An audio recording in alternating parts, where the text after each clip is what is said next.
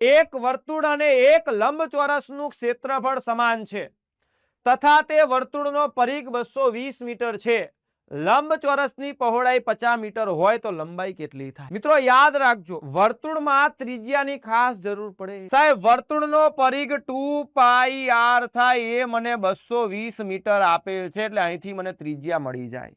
તો r બરાબર 220 ના છેદમાં 2 પાઈ થાય. 2 પાઈ એટલે 22/7 ઉપર જાય. 22 એકા 22, 10, 2 પંચુ 10 ને 5 સિત્તા 35, તો r બરાબર 5. તો ત્રિજ્યા 35 મીટર છે. હવે જોજો સાહેબ, વર્તુળ અને લંબચોરસનું ક્ષેત્રફળ સમાન છે. વર્તુળનું ક્ષેત્રફળ પાઈ r સ્ક્વેર થાય, લંબચોરસનું ક્ષેત્રફળ લંબાઈ ગુણ્યા પહોળાઈ. પાઈ એટલે 22/7 ગુણ્યા r નો વર્ગ 35 એટલે 35 ગુણ્યા લંબાઈ શોધવાની છે, પહોળાઈ આપી છે 50 મીટર. આ 50 બરાબર ની સામે ભાગાકારમાં જાય, વહીવટ પાડી દો, જે આવે જવાબ. બીજી કઈ ખબર પડે કે ના પડે? 5 સિત્તા 35 થાય, 5 દાન 5 સિત્તા 35 થાય, 5 દુ 10, 2 એટલે 11 દુ 22 થાય, 11 સિત્તા 77.